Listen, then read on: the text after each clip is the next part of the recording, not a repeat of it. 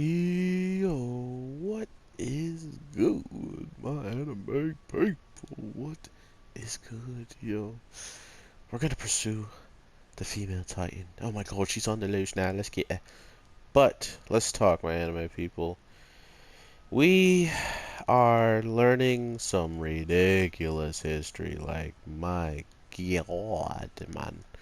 Um, I didn't expect them to be like literally almost done with this whole backstory with one episode. So I don't know why, but it feels like because of all this information of Attack on Titan being switched over studios and stuff, I think this is a good reasoning why we saw the credits roll the way it did, and we didn't even get a beginning song, like they really just wanted you to understand that whatever is about to happen is so important, and they want you to bear in there with them. They don't want you to, get lost in the sauce of the song. Like, you need to just listen to what we're going to give you right now, because after we're done, you're going to thank us. But to be fair, girl, why are you running with no? How are you? Nani. To be fair, whatever they're going for at the end of the day, I'm pretty sure it's gonna be fire, because not only did they go ahead and just give us a full backstory episode that almost ended with the whole backstory, you know, being just finished, you know what I mean, at the end of the day. I shot block with the nub.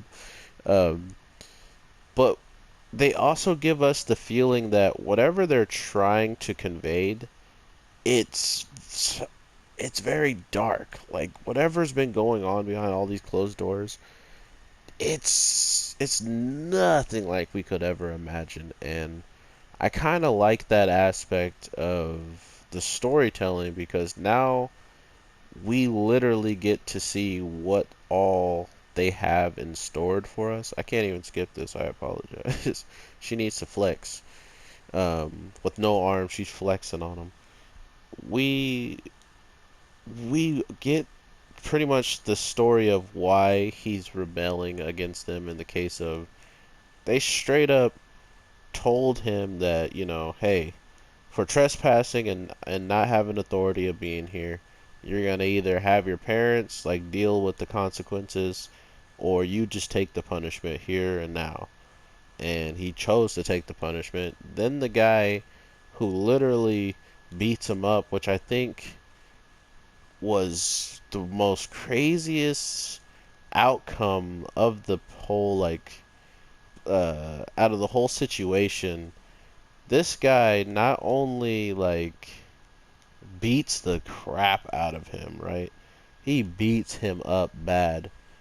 But then he goes and pretty much shows us that, hey, I not only did this because had it coming when it comes down to how these people live their life and how they just act in general.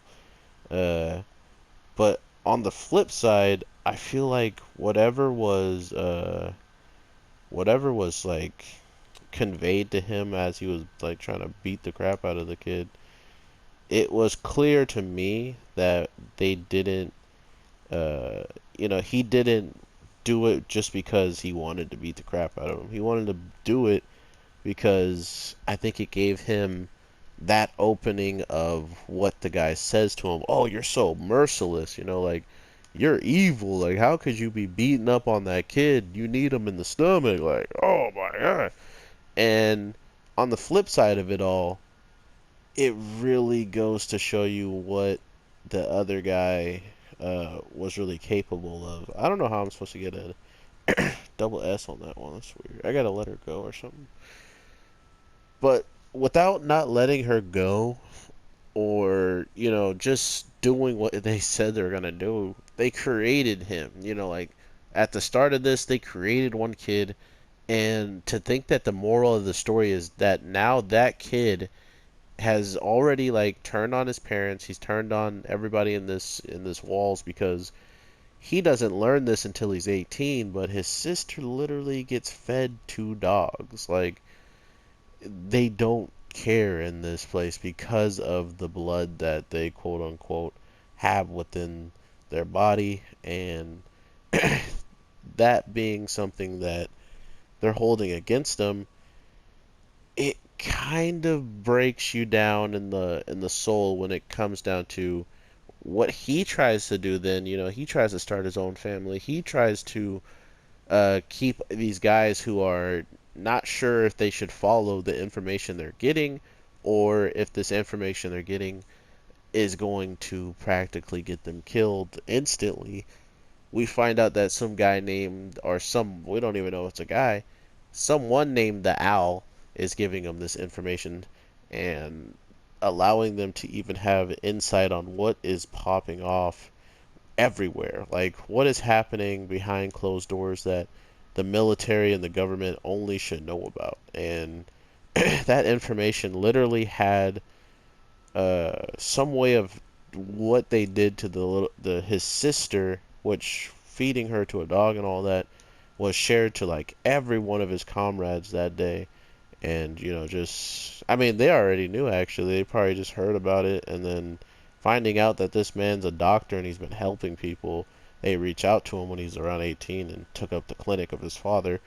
To think that all of that would lead to his own son that he has with the woman of the royal blood, who pretty much has, who, well, she would have been able, if she, since she turned into a titan, I think if she would have gotten injected with like one of oh, I apologize, sorry for that. If she was injected with one of the seven titans, which seemingly is the big grab that I saw in this, there's supposedly seven like unique titans that were made from the beginning of all this that kind of sparked the revolution uh, of when this woman died and passed on her ability. There were seven of them that had like unique ones, and it makes sense with seeing how unique. You, one of them who's literally has the same name and is that weird short one, but way quicker, way more agile. But I don't think that all of that would help her in a battle against the Beast Titan. Like it feels like there's just some Titans that because who and what they have going for them just puts them up in a higher like standing or something along those lines. So with all that being said, we know that what maybe and the female Titan, Beast Titan, armored Colossus. I think the one that we see in the flashback where his father is literally witnessing the first transformation, and he's literally being told by the owl when his own son sells him out, by the way, and tries to get him killed before like being treasonous towards the kingdom. He gets sold out by his son, just like how he probably wanted to sell out his own dad when finding out how he felt after knowing that his daughter was probably killed by the guards and done brutally, and they probably enjoyed it as well. He's just like, oh yeah, we're sinners because of our blood. Now his own son, Aaron's dad, sells him out, sends him because Aaron's dad literally was trying to brainwash him with all the stuff that they were doing. They were just trying to put it all on him and make sure he understood that everything that was going on, he can fix it or he can be a part of it, which then is the case of, is that how he became the Beast Titan as well? Did he still get injected then? Or did the injection come at a later date is the question. So um, that's another thing that wasn't really touched upon with his son. Only the portrayal that he does, and we don't really learn that much more after. But where, in my opinion, does all of this kind of leave us is questionable, because there's so much I still have questions for. But to think that this was almost a full-on end of its like this backstory of what was in the basement, and finding out that because Aaron ate his father, that's probably why he shares the memory and not just like the full blown, oh, I read the story and now I had a dream about it. No, he can see it, and he even learns that the woman that was the one who like took out his mom was his father's wife. Like what the heck, bro?